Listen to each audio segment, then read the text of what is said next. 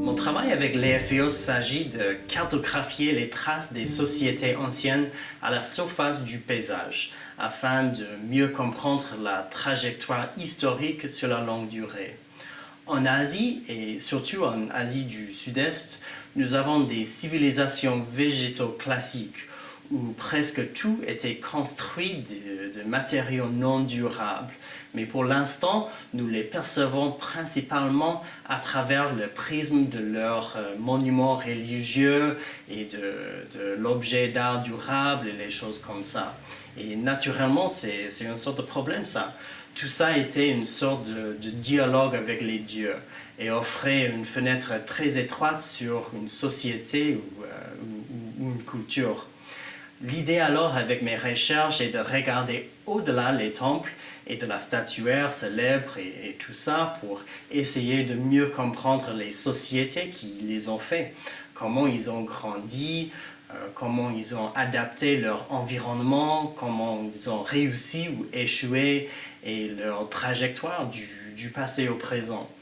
Mes travaux se situent donc vraiment au carrefour des géosciences, de l'informatique et de l'archéologie et sont financés par des bourses de l'Union européenne qui cherchent à appliquer des technologies de rupture comme le balayage laser aérien ou LIDAR à ce genre de problème. Les techniques que j'utilise pour mes recherches sont principalement non-invasives et non-destructives. Il s'agit d'une cartographie des zones habitées à l'aide de techniques telles que la télédétection, l'analyse informatique, l'analyse de la topographie et de l'hydrologie, afin d'arriver à une vue assez holistique de l'environnement.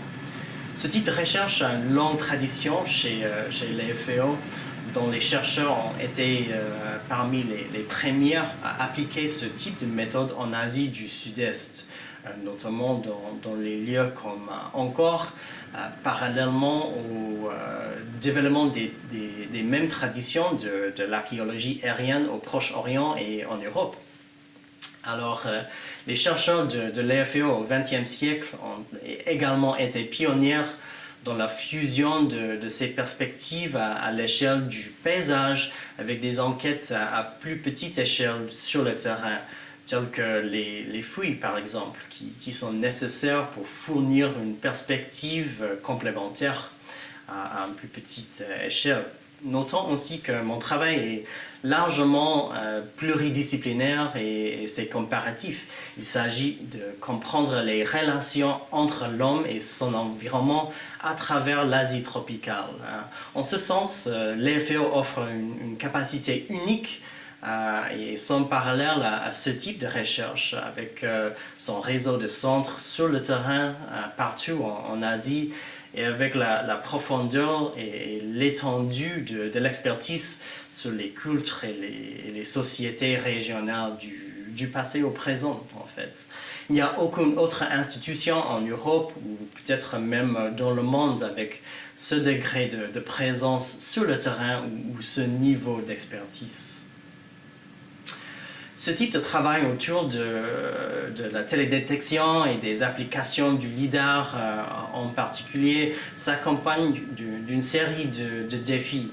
À la base, c'est très cher, c'est la première chose, et nécessite un niveau de soutien institutionnel pour accueillir des grosses subventions de l'Union européenne.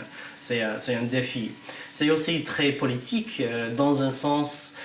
Et là encore, on profite de l'extraordinaire palette de partenariats que l'EFEO a développé sur le terrain depuis plus d'un siècle. Les informations fournies par LIDAR sont, dans certains cas, notre dernière opportunité de capturer une image des paysages patrimoniaux avant qu'ils ne disparaissent sous le développement moderne et tout ça. Et ils fournissent une archive inestimable pour les recherches futures.